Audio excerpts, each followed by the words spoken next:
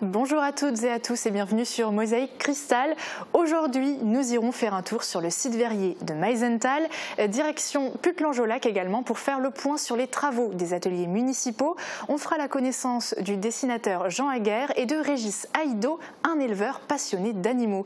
Des reportages à découvrir tout au long de notre émission. Salut Marie-Morgane. Salut. Alors avec toi on va parler pénurie de médecins. Tu as posé une question à nos internautes. Oui, selon le trajet qu'ils doivent faire pour rencontrer leur médecin généraliste. Super, on voit ça en deuxième partie d'émission. Et d'ici quelques instants, on va partir en immersion au cœur du Forum des métiers de la défense, de la sécurité, de la surveillance et de la protection des citoyens qui se déroule à Sarreguemines et qui est organisé par la mission locale. Mais juste avant, on fait le tour de l'actualité du secteur.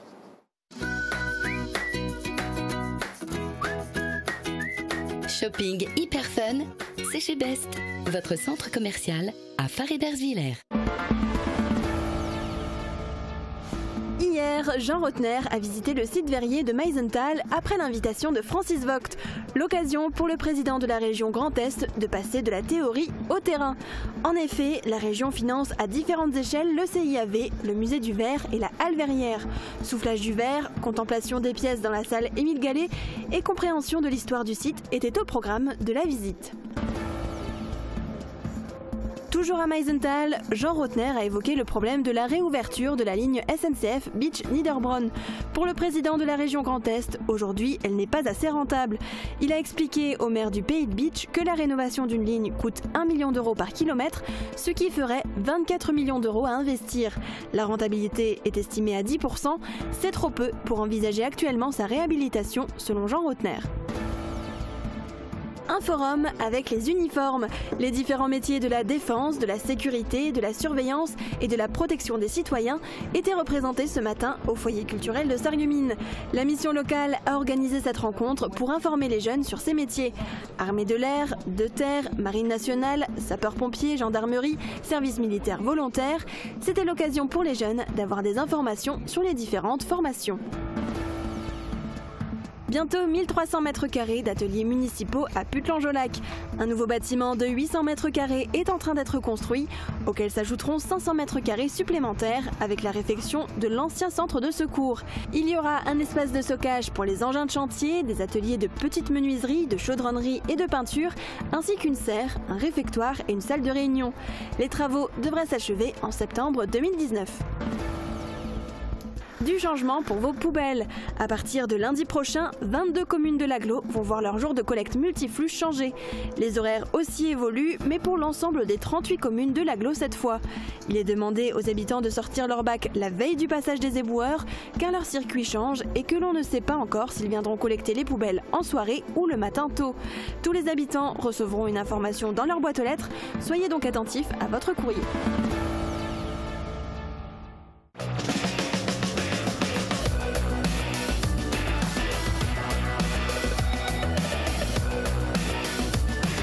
L'Agglo, 10 zones pour développer l'emploi. C'est le moment des prévisions météo pour ce week-end avec Marie-Morgane. Avec le Crédit Mutuel, partenaire des grands événements sportifs.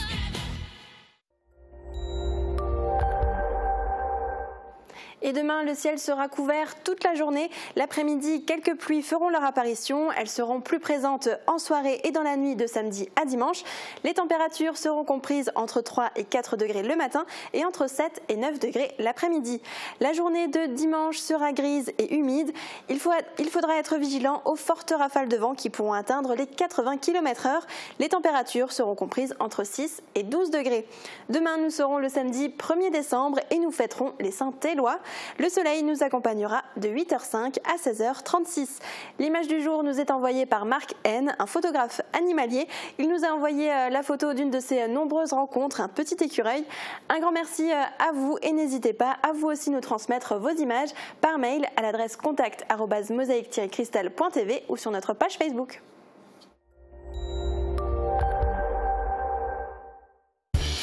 Pour vous, je suis prête à tout endurer, mais jamais je ne sors mes gonds. Fermat, des portes made in France inspirées par vous. Et on démarre ce journal avec le Forum des métiers de la défense, de la sécurité, de la surveillance et de la protection des citoyens. Quelles sont les qualités requises pour les postes à pourvoir? Quels profils intéressants ont pu découvrir les représentants des différents corps d'armée? Guillaume Dumonteil a tendu le micro aux femmes et hommes en uniforme. Le métier peut-être des forces de l'ordre m'intéresserait. J'ai fait différents stands entre la police municipale et la gendarmerie. Nous recrutons toute l'année. En fait, nous avons des recrutements qui vont de sans condition de diplôme à Bac+5. Il y aura des concours en 2020 avec inscription en 2019. Donc il faut déjà qu'ils se préparent déjà au concours. On attend avec impatience des jeunes gens. On est toujours preneurs, nous, au niveau de l'armée de terre. Je rappelle juste qu'on recrute essentiellement donc, des jeunes gens entre 17 ans et demi et 32 ans. On va dire c'est le créneau assez large. Tout diplôme, même voire sans qualification, ça va dépendre. Après, c'est qu'une question de motivation. C'est vraiment la motivation qui va déterminer le reste. Et après, nous, on les revoit ensuite sur un entretien initial, puis ensuite sur une sélection. Et en fonction de la sélection, après, on saura si les jeunes gens vont pouvoir intégrer ou pas l'armée de terre. Ce qu'on attend, c'est de la disponibilité et de la motivation, bien entendu. Au sens du devoir, il faut être calme, il faut être disponible, il faut avoir un bon sens relationnel. Vous avez vu des profils intéressants ? Là, depuis ce matin, oui, intéressant, ouais, c'est pas mal. Donc, certains jeunes gens qui sont un petit peu en perte de repère, donc du coup, qui attendent beaucoup de l'armée de terre derrière pour une formation. Alors, moi, comme je leur explique, au niveau de la concurrence aujourd'hui qu'on a quand même au niveau des candidatures armée de terre, c'est intéressant qu'ils viennent aussi des fois avec certains diplômes entre particuliers. Je prends un exemple, j'ai des jeunes gens qui veulent aller dans la logistique aujourd'hui, il n'y a pas de problème, nous on est preneurs.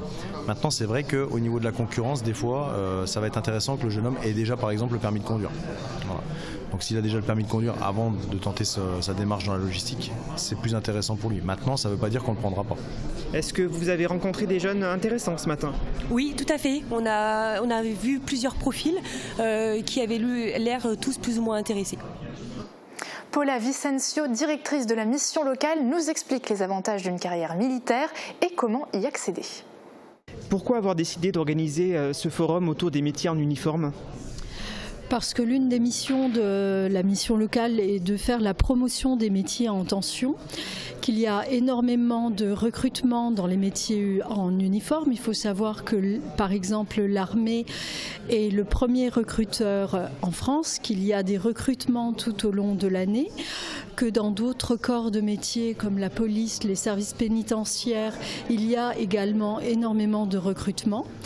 Et en France, nous sommes dans une situation paradoxale, c'est-à-dire nous avons un chômage, notamment un chômage des jeunes relativement important dans notre pays, alors qu'il existe des métiers qui peinent à recruter.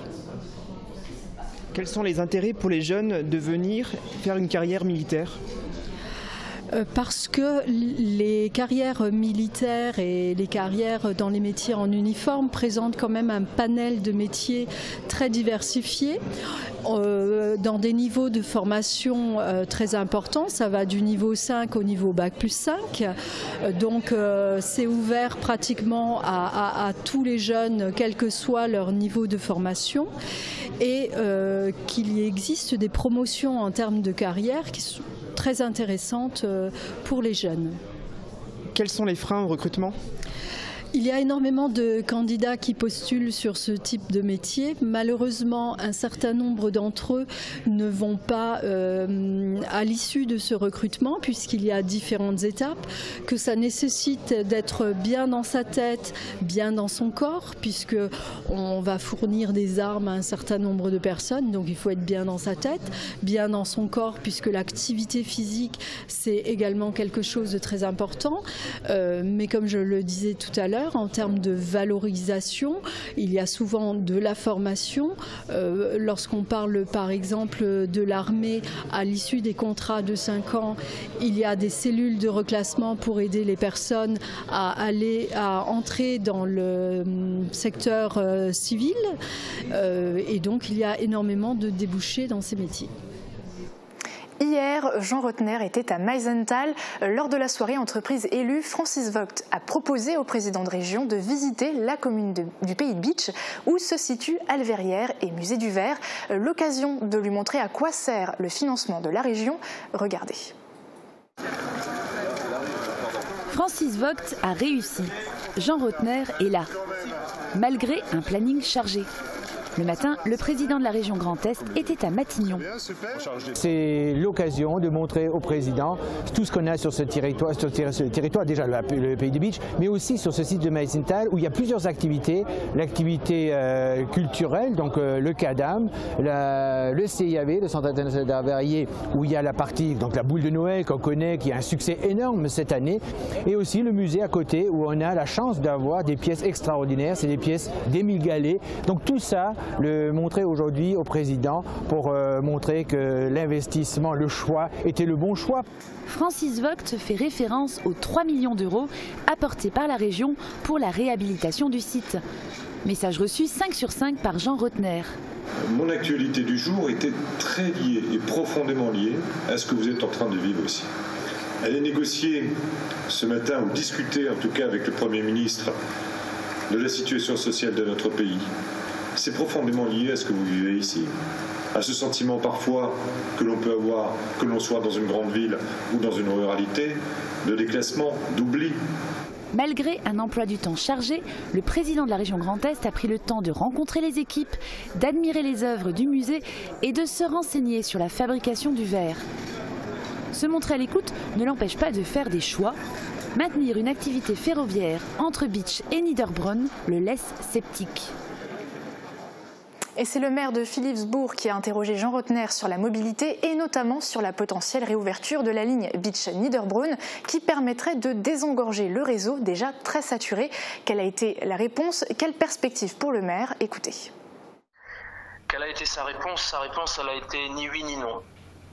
Je crois qu'en même temps, le président Rotner a entendu mes arguments et nous sommes tombés d'accord sur, je dirais, les extraordinaires avancées technologiques du train.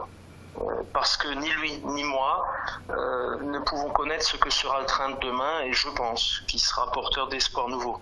Alors le président Rotner a conclu en appelant les élus du Pays de Bitche, il les a appelés à maintenir l'emprise de la voie ferrée qui est aujourd'hui encore propriété d'SNCF, ou en tout cas de SNCF Réseau. Il faut dire aux gens la vérité des situations, mais je crois qu'il faut aussi être porteur d'espoir nouveau et je crois que le train, c'est une mobilité d'avenir. C'est pas un combat d'arrière-garde, contrairement à ce que j'entends. Vous voulez que je vous dise mon sentiment? Au final, la question de la mobilité ne se posera plus en ces termes. Soit on met une mobilité type train moderne, éco-responsable pour tout le monde, et on met fin à la fois à ce que j'appelle à la double fracture, sociale et territoriale, ou alors on continue à se poser des questions de rentabilité, on reste sur nos vieux schémas et on n'arrivera pas à répondre à l'enclavement du Pays de Bitche et à tant d'autres territoires dans ce pays. Les élèves du collège de Rohrbach-les-Bitches ont visité une menuiserie.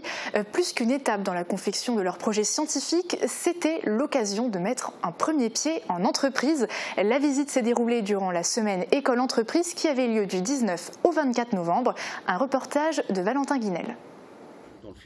Une visite au motif de la réalisation d'un projet scientifique de la classe, mais surtout un premier pas en entreprise. Pour ces élèves de 4e au collège Jean Settlinger de Rohrbach-les-Bitches, cette journée offre des avantages. J'avais déjà visité une menuiserie, mais c'est vrai que c'est très instructif et ça nous permet de découvrir plein de choses. Pour découvrir un petit peu de nouveaux domaines et qui sait, peut-être qu'on découvrira une nouvelle voie qu'on n'avait pas pensé avant. La matière première. Cet après-midi-là, on explique aux élèves le parcours du bois, de l'arbre jusqu'au meuble. Voilà. Là, j'ai ma pièce. Là, une démonstration des nouveaux process informatisés de la découpe. Ces visites d'entreprise sont parfois un vrai déclic pour l'orientation des jeunes. J'ai un élève, il y a 2 ans, excellent élève qui, en temps normal, je suis persuadé qu'il serait allé en lycée général, qui, après une visite d'entreprise, ça lui a tellement plu qu'il est revenu le lendemain me dire « Monsieur, maintenant, je sais ce que je veux faire ». Et du coup, il est parti au lycée Henri Nominé, dans les études techniques. On se voit chaque année, il me dit qu'il s'épanouit dans ce qu'il fait et il sait exactement ce qu'il veut faire maintenant. Il veut faire une école d'ingénieur pour pouvoir un jour retravailler dans l'entreprise qu'il avait visitée avec nous en 4e. Cette journée était aussi l'occasion pour l'artisan de communiquer sa passion du métier. On manque d'effectifs, surtout en jeunes. justement pour donner goût à notre métier. On est ouvert à un recrutement, on a de moins en moins de collaborateurs. Dans cette entreprise, on recrute. Des contrats en apprentissage sont à prendre. Faire se rencontrer les mondes de l'enseignement et du travail, c'est tout l'enjeu de la semaine éco-entreprise. La réorganisation des ateliers municipaux, c'est un souhait que la mairie de Putelange-au-Lac avait depuis 2 à 3 décennies et il est en passe d'être réalisé aujourd'hui. Un nouveau bâtiment de 800 mètres carrés est en train d'être construit. S'ajouteront 500 autres mètres carrés issus de la réfection de l'ancien centre de secours. Guillaume Dumonteil nous en dit plus. Différents corps de métier sont actuellement mobilisés sur le chantier du futur atelier municipal de Putelange-au-Lac. La charpente est posée, les portes arrivent la semaine prochaine. Les travaux se déroulent dans de bonnes conditions, comme vous avez pu l'observer. On est au stade du bardage et le bâtiment sera hors air, hors eau pour la fin de cette année, ce qui nous permettra de poursuivre les travaux dans le premier semestre de l'année prochaine. Donc le chantier va s'échelonner sur une durée de 11 mois. Je pense qu'au mois d'août-septembre l'année prochaine, il sera opérationnel. Les 6 ouvriers municipaux bénéficieront ensuite de 800 mètres carrés. Il y aura de la place pour stocker les engins de chantier, pour accueillir différents ateliers de petites menuiseries, de chaudronnerie et de peinture, ainsi qu'une serre pour les plantations, une citerne de récupération des eaux pluviales de 10 mètres cubes et aussi un réfectoire et une salle de réunion pour les ouvriers municipaux. En parallèle, l'ancienne caserne de sapeurs-pompiers est en train d'être réhabilitée, le toit est posé et des travaux sont en cours à l'intérieur. Ils sont de différentes natures, chauffage, sanitaire, salle de réunion. Dans ce second bâtiment, les ouvriers bénéficieront de 500 mètres carrés pour entreposer du matériel. Au total, une fois les 2 chantiers terminés, la place disponible pour les ateliers municipaux sera de 1300 mètres carrés. Il y aura de la surface libre pour accompagner le développement futur de la commune et qui ne sera donc pas immédiatement utilisée par les ouvriers municipaux. Dans un premier temps, ces espaces seront occupés par les associations pour qu'elles puissent également stocker leur matériel, parce qu'on a énormément de demandes dans ce domaine. Les 2 chantiers coûtent 1 100 000 € hors taxe. La moitié de la facture est payée par la commune, le reste du financement provient de subventions de l'État et du département.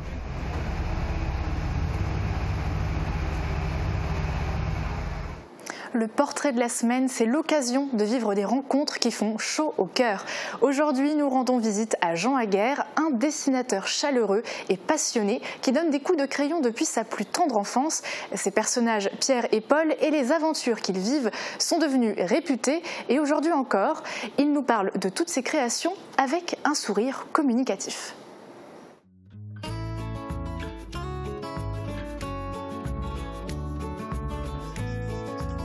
Disons que tout jeune, j'ai toujours dessiné, de tout petit. Oh, je dessine un peu tout, ça dépend. De l'humour, beaucoup d'humour. Quand je vois quelque chose dans la résidence qui est marrante, je le tourne en dérision. Je fais aussi de l'autodérision. Et quand j'ai beaucoup de personnel qui viennent chez moi, auxiliaires de vie et tout ça, quand ils font une bêtise, je les dessine. Je dessine la bêtise, mais en exagérant toujours un peu. Hein. Mais c'est véridique. C'est plutôt du dessin, de l'art, comment on dirait, naïf. De l'art naïf plutôt. Hein. Pour moi, le dessin sert à m'exprimer, à montrer ce que je ressens et puis aussi montrer les choses que j'ai trouvées belles dans la rue, en ville et que je reproduis.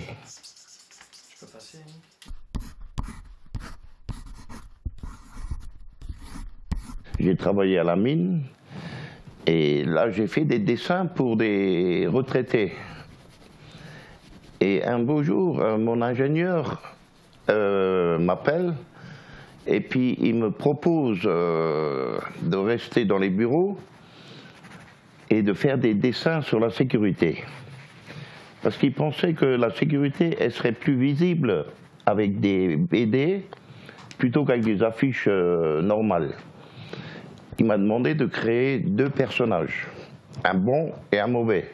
C'était en 1985 et là j'ai créé Pierre et Paul. Et à partir de là, tous les lundis, je devais faire une page de BD. Toute une histoire sur la sécurité. J'ai fait des grandes affiches de sécurité également. Et les gens, ils avaient hâte d'être lundi pour voir. C'est la première chose, ils regardaient tous. Tandis que les autres affiches de sécurité, ils ne regardaient pas. Et puis après, j'ai fait des dessins pour l'un, pour l'autre, jusqu'à la fin de ma carrière. J'ai fait que du dessin.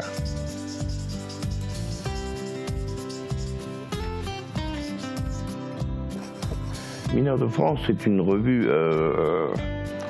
je crois qu'elle était trimestrielle, que tous les mineurs recevaient à la maison, mais dans toute la France. C'était pas spécifique au HBL. Hein. Et on recevait ça régulièrement, et un jour, ils ont fait un reportage sur moi pour montrer que les dessins agissaient plus que les affiches qu'ils achetaient. Et c'est pour ça que j'ai fait plus que du dessin.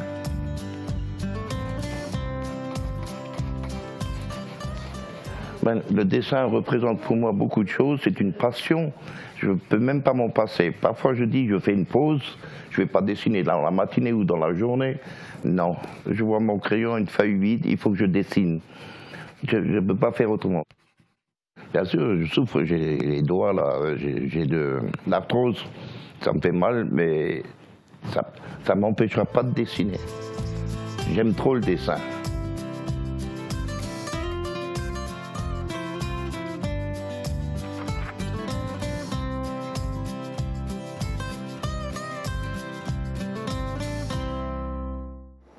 Un peu de sport maintenant. Ce samedi au gymnase Jean Jaurès de Sarreguemines se déroulera la 3e journée du championnat de France première division de lutte. L'AS Sarreguemines Lutte, 6 fois champion, recevra la formation alsacienne de l'Olympique Schiltigheim. Au programme, une confrontation en demi-temps de 6 combats chacune à partir de 18h30. Et petit rappel également, le concert de la chorale Vocale Avenue pour Noël de Joie se déroulera ce dimanche à 16h à l'église Saint-Pierre dans Chambert et non pas samedi comme on a pu l'annoncer précédemment. Juste après la pub, nous irons lire les commentaires de nos internautes, on fera le tour de l'actualité de la Moselle-Est et on retrouvera notre joyeuse plate-bande. A tout de suite.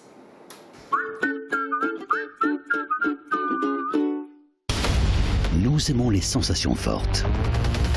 Nous aimons le dépassement de soi. Nous aimons avaler des kilomètres et nous aimons le contact avec la nature. Nous aimons être à l'écoute. Nous avons la passion du vélo.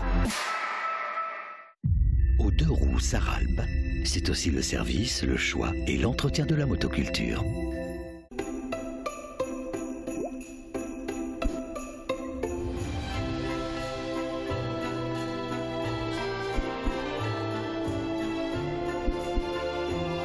Pour les fêtes, le Père Noël, c'est chez Best, votre centre commercial à Phare-et-Bersviller, du 1er au 24 décembre.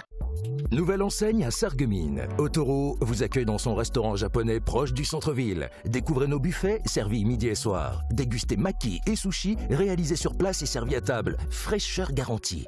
Pour fêter la nouvelle année, Otoro vous accueille à Sarreguemines et à Phare-et-Bersviller. Soirée dansante et de nombreuses animations au programme. Réservation au 03 87 95 59 26. La clé de la réussite de votre projet immobilier se trouve chez ES Immobilier.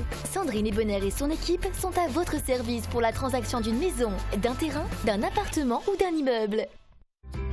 Nouveau en zone industrielle de Sarreguemines, l'atelier gourmand vous propose toute une sélection de gourmandises. Du pain frais toute la journée, de succulentes pâtisseries artisanales, des hamburgers maison fraîcheur garantie et tout un assortiment de pizzas et de sandwichs. Vous pouvez manger sur place ou profiter du drive. L'atelier gourmand vous invite chaque jour du lundi au samedi de 5h du matin à 22h.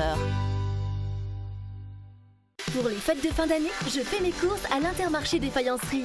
Votre magasin de proximité vous propose sa vaste gamme de produits frais, bio ou locaux, issus de la ferme. La poissonnerie et la boucherie seront vos meilleurs partenaires pour concocter des menus de fête. Ne passez pas à côté de nos produits d'exception et venez visiter notre cave. Intermarché des faïenceries, la passion du frais. Pour mettre une touche de déco dans votre vie, pensez à Pink. Pink, c'est plus de 1000 mètres carrés de showroom en plein cœur de Sarrebruck. Retrouvez toutes les tendances déco, saison par saison et pour toutes les occasions. En plus, le parking est gratuit à l'arrière du magasin. Pink, votre paradis déco à Sarrebruck, à côté l'Europa Galerie. Bonjour. Pourquoi hésiter avant d'opter pour le ménage de confort? Les avantages sont nombreux. Vous gagnez en qualité de vie, en temps et vous avez plaisir à entrer dans une maison propre. Faites confiance aux professionnels d'AVS Service et confiez-leur tâches ménagères et repassage. AVS Santé, notre métier, vous accompagner. Du 1er au 24 décembre, le marché de Noël investit le centre-ville avec plus de 40 chalets. Vivez la magie de Noël grâce aux différentes animations, comme la nouvelle maison du Père Noël, la patinoire de plein air, le spectacle de marionnettes Alice au Pays des Merveilles, les animations des musées et les nombreuses autres festivités proposées par la ville de Sarreguemines et les commerçants, les mercredis et les week-ends. Le grand défilé de la Saint-Nicolas aura lieu samedi 8 décembre à 17 h à Sarreguemines. Cette année, le cortège partira de la place du marché pour une distribution de bonne humeur et de friandises. Oh, regarde Flora là-bas. Où ça? Là, juste devant, là. On a cherché les trésors du territoire et on a trouvé des pépites. À découvrir du lundi au vendredi dès 12 h sur Mosaïque Cristal.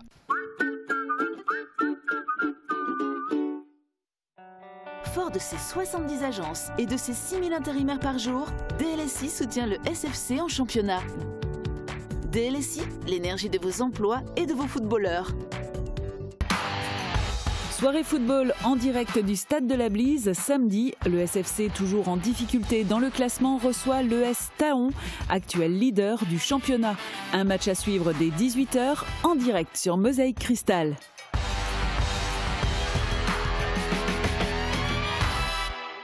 Marie-Morgane, aujourd'hui avec les internautes, tu as évoqué une problématique, les problèmes de la pénurie de médecins. Oui, et plus précisément la pénurie de médecins généralistes.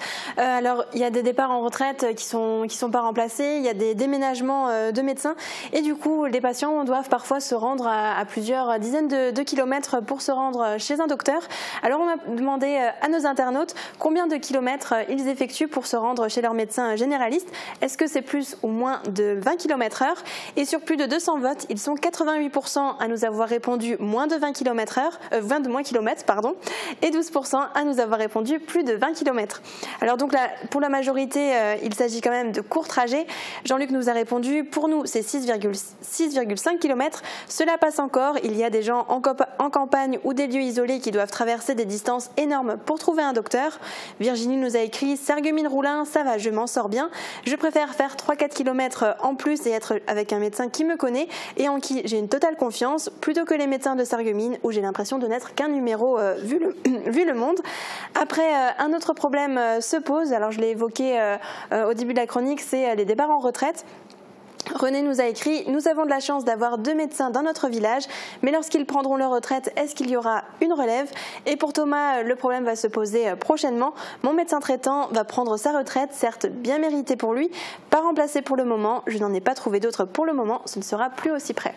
Très bien, merci beaucoup Marie-Morgane pour ta chronique. On va passer à l'actualité de la Moselle-Est. À Noël, pourquoi ne pas délaisser les jouets électroniques pour les jouets en bois? Eh bien justement, on s'y intéresse dans ce nouveau numéro de ZAPMI. Au programme également, un retour sur les 10 km de Frémin-Merlebach, sur la signature du pacte offensif croissance-emploi à Vousvillers ou encore une inauguration spectaculaire à la caserne de Beach. On regarde ça tout de suite.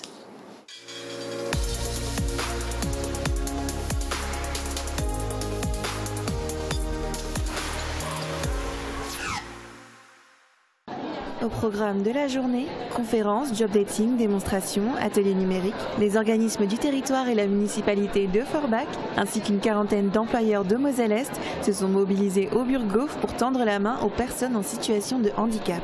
Coaching et présentation de nouveaux outils numériques ont été les temps forts de la journée. En effet, Cap Emploi, Pôle Emploi et MyAFun ont présenté pour la première fois en France la première application de recherche d'emploi dédiée aux infirmes, JobH. Les négociations ont pris une dizaine d'années, les travaux ont pris quelques mois et le budget avoisine les 410 000 € hors taxes. Aujourd'hui a été inaugurée la nouvelle piste cyclable réalisée en site propre sur l'ancienne voie de chemin de fer des Houillères du bassin de Lorraine et qui traverse la ville de Frémin-Merlebach pour rejoindre la carrière du Barrois. Une piste qui permet d'accéder également aux différents circuits du massif du Warnt. Ambiance boule à facettes, DJ et volume à fond pour cette 4e édition.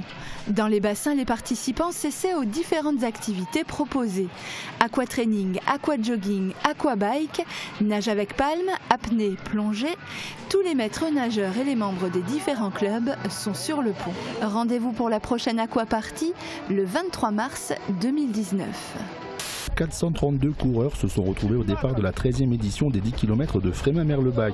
Une course organisée par le FMAC, le Frémin-Merlebach Athletic Club, une véritable course en pleine nature, en forêt du Vint et sur une petite partie du site de la Carrière. C'est le coureur du phare Longwy, Christophe Magnien, qui remporte les 10 km avec un temps de 36 minutes et 19 secondes.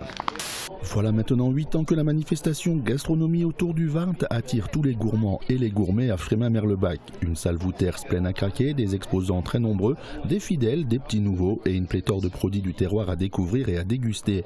Une manifestation qui a trouvé ses origines de l'autre côté de la frontière.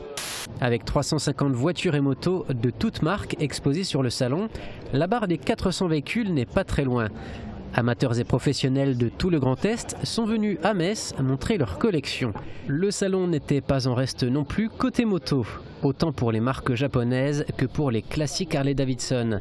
Durant 2 jours, les amateurs de voitures et de motos ont trouvé leur compte, une première réussie. Les ASBH de la ville ont également réuni plusieurs structures sociales afin de pouvoir tous ensemble donner un peu plus de leur temps à ceux qui en ont besoin pendant le Festival des Solidarités. Un festival qui permet aux grands mais surtout aux petits d'apprendre à adopter les bons gestes dès leur plus jeune âge. Ateliers, soirées contes, théâtre et dégustations seront menés par les périscolaires ASBH, l'UNICEF et l'Association du papier pour l'enfance jusqu'au 1er décembre. Le poste de Moselle-Est est signé. La région Grand Est a officialisé le pacte Offensive Croissance Emploi avec ses partenaires, les communautés d'agglos de Sarreguemines et de Forbach, ainsi que la communauté de communes du Pays de Bitche. Ce pacte doit permettre de développer la compétitivité et l'attractivité. Le poste symbolise un partenariat fort de dialogue et d'action. Fermeture des 4 dernières centrales à charbon d'ici 2022. C'est l'une des annonces d'Emmanuel Macron hier. Cela concerne la centrale Émile Huchet à Saint-Avold qui emploie actuellement 135 salariés. Le président de la République a affirmé qu'il y aura plus d'emplois après la fermeture qu'avant, en accompagnant les salariés vers une reconversion. Le maire de Saint-Avold a quant à lui affiché son scepticisme face à cette annonce. Le président de la région Grand Est, Jean Rotner, a annoncé le maintien des 2 instituts de formation en soins infirmiers et valide la construction d'un nouveau site à Sarreguemines. Le projet est dans les cartons depuis des années, les locaux actuels sont vétustes. La CASC a déjà validé la construction d'un nouvel IFSI proche des 2 hôpitaux. Montant prévu 6 millions d'euros et l'IFSI deviendra locataire. Mais tout était en stand-by en attente de la décision de la région qui finance le budget de fonctionnement des IFSI et qui exige en contrepartie 10% d'économie sur l'investissement structurel. Smart et WETP récompensés. Les 2 entreprises ont été primées hier lors de la soirée Élu Entreprise organisée par la communauté d'agglomération Sarreguemines Confluence et Espace Entreprise à Woustviller. C'était l'occasion, comme chaque année, d'évoquer les enjeux économiques du territoire. Jean Rotner, président de la région Grand Est, était l'invité d'honneur de la soirée. Il a rappelé l'importance de l'économie en Moselle. Inauguration spectaculaire à la caserne de Bitche. Hier, les sapeurs-pompiers ont inauguré leur maison d'entraînement et de manœuvre. Ce nouvel espace permettra de former les sapeurs-pompiers de Bitche et ses alentours. Secours, brancardage, feux d'habitation, fuite de gaz, ils pourront s'exercer à différentes situations au sein même du centre d'incendie et de secours. Un équipement qui permettra une formation complète et locale. Compétition internationale de haut vol à Sarreguemines. 25 gymnastes venus de France, d'Allemagne, de Suisse, du Royaume-Uni et d'Australie ont rivalisé ce week-end. Tous sont âgés de 16 ans et font partie des meilleurs de leur pays dans leur catégorie. Le 22 juin prochain, ce seront les seniors qui rivaliseront pour la Cup. 13 ans et déjà en entreprise. Hier, les élèves de 4e du collège Jean Zetlinger de Rohrbach-les-Bitches ont visité la menuiserie Young. Les 2 établissements sont partenaires pour élaborer le projet scolaire de la classe, un petit moteur à air chaud. Une immersion dans le monde de la menuiserie pour ce groupe en option scientifique. La visite a été organisée dans le cadre de la semaine École Entreprise. Chez vous, ils prennent de la place, mais demain, ils pourraient faire sourire d'autres enfants. Le CIDEM collecte pour Emmaüs vos anciens jouets. Des packs sont mis à disposition dans les déchetteries de la Casque et chacun peut venir y déposer les jouets dont il n'a plus usage. Ceux-ci seront remis en état par Emmaüs et auront droit à une deuxième vie. Une approche un peu moins consommatrice de l'esprit de Noël. Les fêtes de Noël approchent à grands pas et les boutiques sont prêtes à accueillir leurs clients. Malgré le succès des objets numériques et des jeux vidéo, les objets en bois continuent à attirer du monde, notamment les jouets en bois qui conquistent même les plus jeunes. C'est super cool les jouets en bois, c'est toujours mieux que des objets électroniques, quoi. Ça éveille l'imagination et tout ça, je pense. À Maisenthal, chaque année, et ce depuis 14 ans, de nouveaux jouets en bois viennent compléter ceux de la boutique du Père Michel. C'est un avion réalisé avec des matériaux de récupération simples que Michel Muller s'est fait connaître dans le monde du jouet en bois. Ma méthode de fabrication consiste à prendre une branche telle que je la ramasse en forêt et j'utilise des caisses d'emballage, des caissettes de vin pour réaliser les ailes. Et ce concept a été appelé le façon grand-père. C'est souvent des pièces uniques qui vont certainement rester dans la famille comme dans tout bien familial qu'on va le conserver. C'est comme le fameux cheval à bascule, beaucoup de gens l'ont gardé de leurs grands-parents. Et ainsi, mon jouet va rester, et souvent, il va peut-être terminer comme collection. Je vends de plus en plus de jouets, des camions, des tracteurs, des jeux automates assez compliqués. J'en vends, ça marche. Il y a un retour aux sources un peu concernant ces jouets. Ça, c'est indéniable. Un retour aux sources, Michel Muller n'est pas le seul artisan de Moselle-Est à essayer de garder l'authenticité des produits et promouvoir le bois. À Forbach, Serge Vanier, artisan tourneur, s'attelle depuis déjà 10 ans à fabriquer de petites figurines colorées. Et à l'approche des fêtes de fin d'année, ce sont les traditionnelles décorations de Noël qu'il propose aux amateurs. Les gens me connaissent surtout pour mes personnages, mais au moment de Noël, je réalise d'autres pièces et surtout de la décoration de Noël, des boules de Noël, des petits nichoirs décoratifs que je fais déjà depuis quelques années, qui sont inspirés de modèles qui viennent des États-Unis. Et aujourd'hui, je forme même d'autres tourneurs à faire exactement les mêmes pièces. C'est toujours très valorisant d'apporter, de transmettre ce qu'on fait, ce qu'on sait faire. Aujourd'hui, il y a pas mal de jeunes tourneurs qui s'installent, y compris d'ailleurs que des femmes, qui apportent une patte un peu plus féminine aux pièces, mais c'est essentiellement du tournage décoratif. Décoration ou jouets, les artisans ont de quoi satisfaire leurs clients. Même si ce n'est pas toujours évident de concurrencer l'industrie du jouet ou de la décoration de Noël à bas prix, ces passionnés ne cessent d'exercer. Ces prochains jours, ce sont au marché de Noël que vous pourrez les retrouver et peut-être un jour aux côtés des apprentis artisans du bois qu'ils sont en train de former.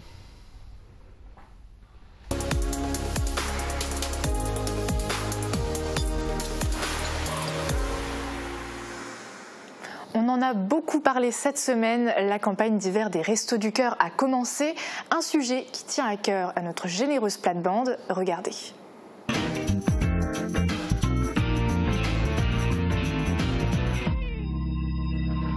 Bonjour liebe Zuschauer in Plattband. Also mit dem Kalten und mit dem Winter natürlich haben wir an die Resto du Cœur gedenkt. Das ist unser Thema für heute. Sébastien, was kannst du sagen? Ich habe da, bonjour Suzanne, bonjour Alekea. Ich habe da ein bisschen geschaut, wie das organisiert ist da in der Region, weil jeder kennt den Coluche, den Club de Bertrand, Trivaneue, aber ich habe ein bisschen wissen, wie das da bei uns in der Eck funktioniert. Also das ist so immer so Sektion, gell? Bei uns haben wir Moselle-Est, da ist der Sitz in Forbach, da ist Brigitte, wo da die Chefin ist da von dem Organisation. Wir haben da in dem Eck 404 Benevol, freiwillige Leute, die helfen. 6000, ein bisschen mehr als 6000 Leute, die geholfen wird oder wo geholfen wird da in der Resto du Cœur. Und fast 900.000 Repas essen, wo da an die Leute verteilt wird. Gell? Und Brigitte hat mal gesagt, wenn er mal schon da eine Sendung macht am Tele, es sucht noch Benevole, also freiwillige Leute, wo da auch helfen können.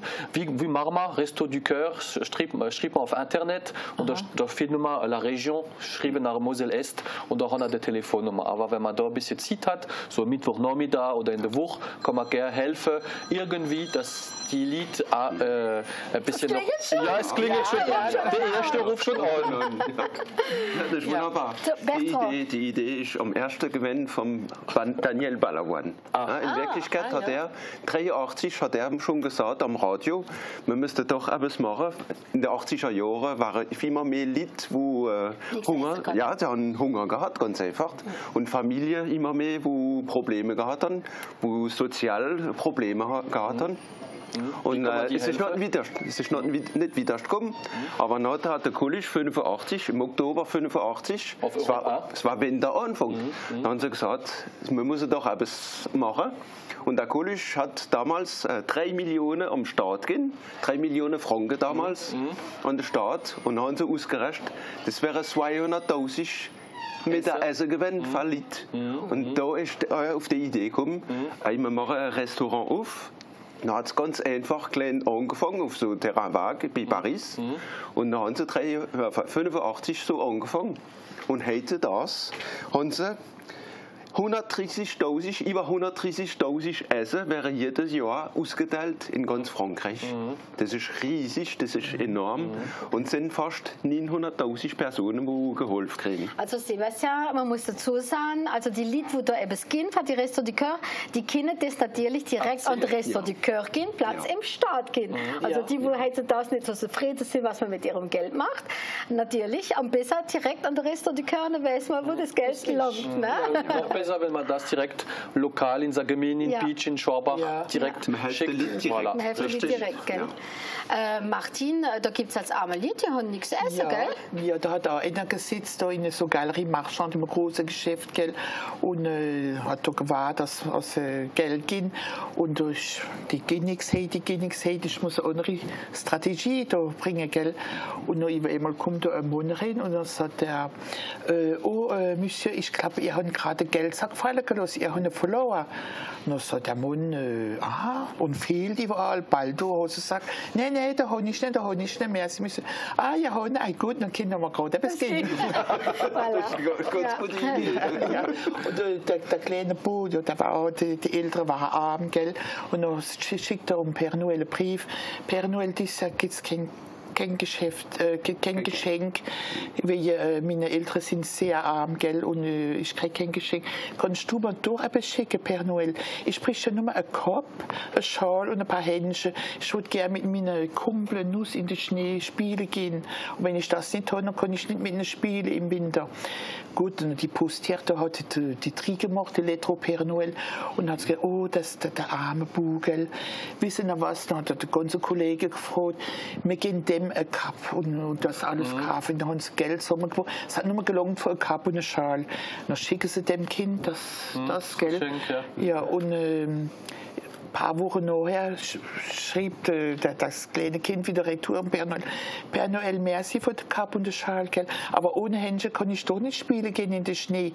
Aber Père Noël, wie seriös wir sind, ich wette, das sind die Beamten von der Post, die haben die Händchen geklaut.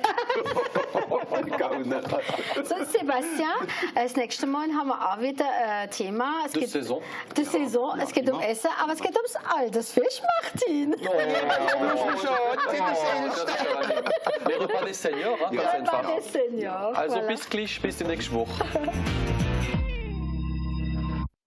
Régis Haïdo est un passionné d'animaux. Il y a une dizaine d'années, il décide de fonder la ferme de l'Orchidée, une ferme d'animation pédagogique qui accueille des groupes scolaires et des visiteurs tout au long de l'année. En tant qu'éleveur, il refuse de s'orienter vers la production intensive. Son regard se tourne davantage vers des races d'animaux non conventionnelles.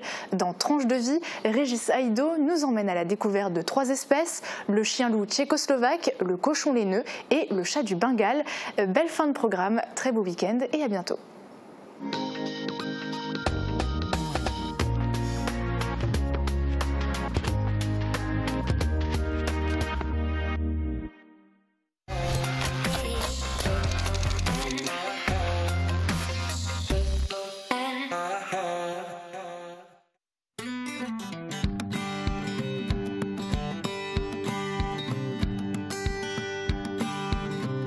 Komm, wie will ich?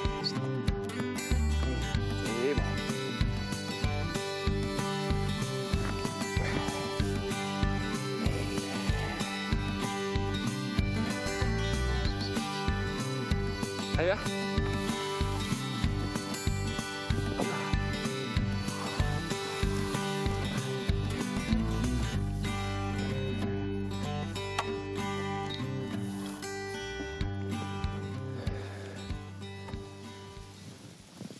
Donc bonjour, je me présente, je m'appelle Régis Aïdo. Donc en fait, je suis propriétaire de la ferme de l'Orchidée. Ça fait maintenant environ une dizaine d'années que j'ai lancé ce projet. En fait, je suis passionné vraiment d'animaux, c'est vraiment ma passion première. En fait, je ne vis pas de ça. J'ai une entreprise de paysage qui me permet justement de subvenir à mes besoins pour la ferme. Donc en fait, mon but a toujours été de monter une ferme, n'étant pas d'un milieu agricole. J'ai démarré ça vraiment petit à petit. Donc j'ai commencé avec des animaux avicoles, donc poules, lapins, oies, canards. Et après ma passion s'est développée un peu plus en continuant avec des animaux un peu plus grands, des poneys, des ânes, des moutons, des chèvres, jusqu'à l'heure actuelle où là j'ai vraiment développé mon exploitation avec plusieurs types d'animaux et d'élevage. Donc je suis éleveur de chiens tchécoslovaques, j'ai aussi des chats du Bengale. Après j'ai pas mal d'animaux qui sont vraiment typiques à la ferme. Voilà, comme je vous ai expliqué avant, des cochons, des moutons, des chèvres, des poneys, des ânes, des chevaux, des vaches. Donc vraiment voilà toute une multitude d'animaux que nos grands-parents avaient dans leur ferme, mais qu'on ne retrouve souvent plus actuellement parce que voilà, ce sont vraiment souvent des fermes intensives où on ne retrouve plus qu'une variété d'animaux. Et moi, c'est ce que je ne voulais pas recréer, quoi. Donc voilà, donc je vais vous présenter aujourd'hui 3 espèces que j'élève dans mon exploitation agricole. Voilà.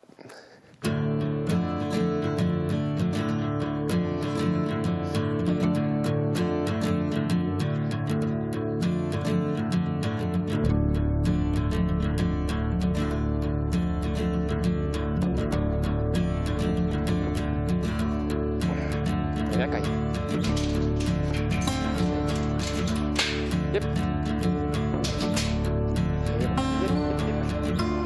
Oui. Allez, go. Allez, viens. Viens, Kai. Stop. Assis.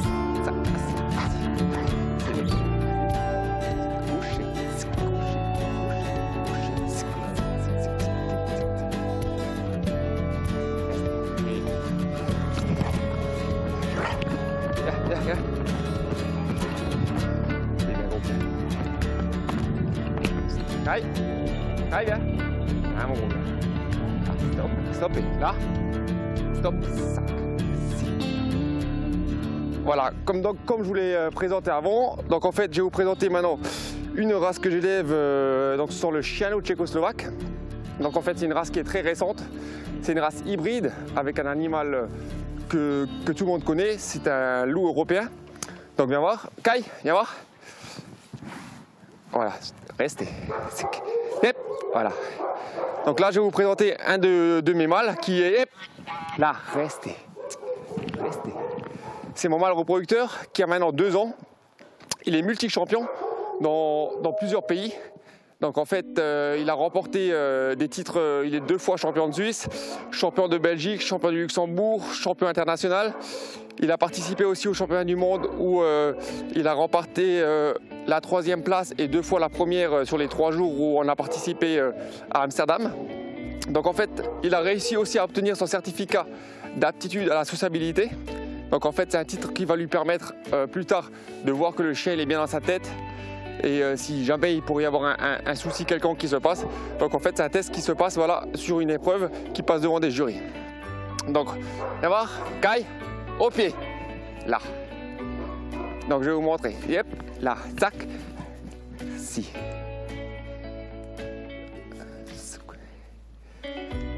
Donc en fait, on peut le remarquer à son coloris ainsi qu'à sa morphologie, qui est très très proche du loup européen, de par déjà ses aptitudes et aussi de la façon dont il se déplace. Donc en fait, voilà, comme je dis, c'est pas une race à mettre entre toutes les mains.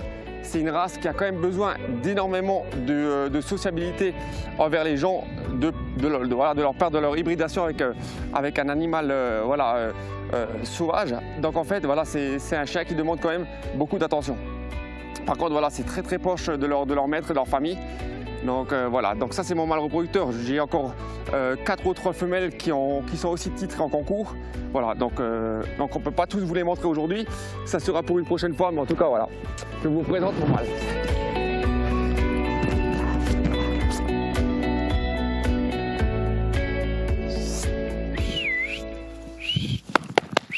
Yep.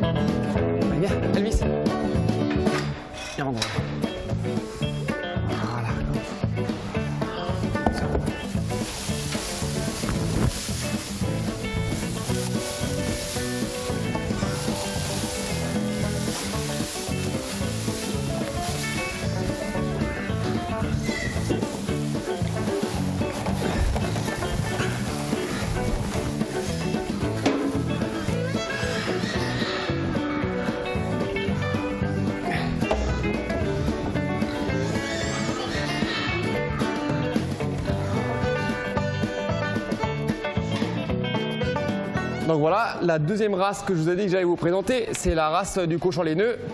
Donc là, voilà, je vous présente un cochon laineux. C'est une race qui est aussi ancienne. C'est la race la plus proche du sanglier. C'est austro-hongrois. On trouve très très peu d'élevage encore, parce que bien sûr, c'est pas une race qu'on dit à la base industrielle, c'est-à-dire qui produit très vite de la viande. Il en faut beaucoup plus de temps, comme certaines races rustiques. Donc voilà, ça n'intéresse pas beaucoup de personnes à l'heure actuelle. Par contre, voilà, c'est une race qui est très très bien dans leur tête. Même voilà, pour les femelles qui font des petits, par contre, voilà, il leur faut beaucoup plus de temps pour avoir une maturation par rapport à la vente. Donc voilà, pas intéressante pour beaucoup d'éleveurs. Par contre, on la retrouve beaucoup en Suisse qui, voilà, eux, recherchent plus voilà, la qualité que la quantité. Donc voilà, c'est une race que, comme on peut le remarquer, qui est très proche des gens, qui est aussi très proche du sanglier de la part de leur morphologie. Voilà, je peux vous montrer, hein, voilà, ça c'est un de mes mâles, on peut se mettre dessus, il est en train de manger, il n'y a aucun problème, hein. Il y a tous les écoles qui vont sur le cochon, il est très bien, il adore ça. Allez Louise, voilà. Donc dans cette race-là, on peut avoir plusieurs coloris. On peut l'avoir en couleur, on appelle ça hirondelle, c'est noir et blanc. On peut les avoir en roux ou on peut en voir aussi plusieurs en crème. Donc, comme je disais, c'est une race qui est encore on appelle ça cochon laineux. En fait, par rapport à leur longueur c'est pas de la laine, hein, parce que voilà, il faut pas les tondre, mais de leur poil.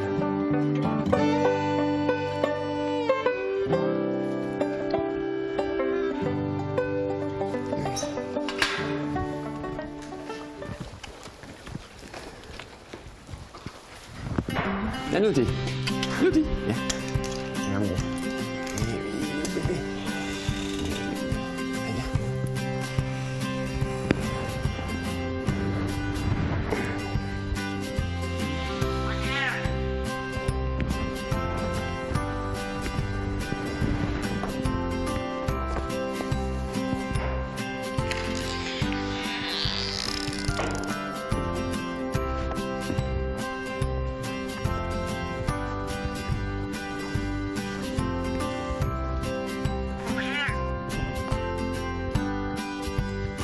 Donc voilà, comme je dis, la troisième race que je vais vous montrer aujourd'hui que j'élève, c'est la race du chat du Bengale.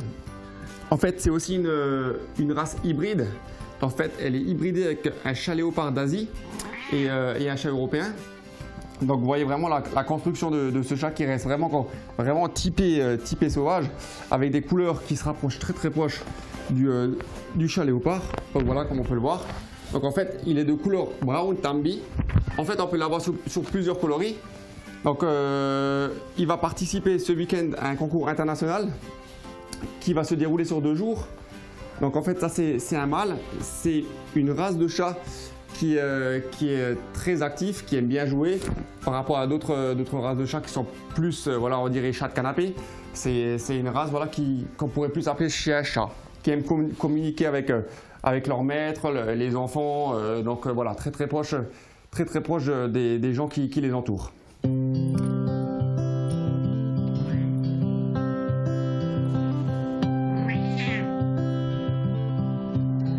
Et oui.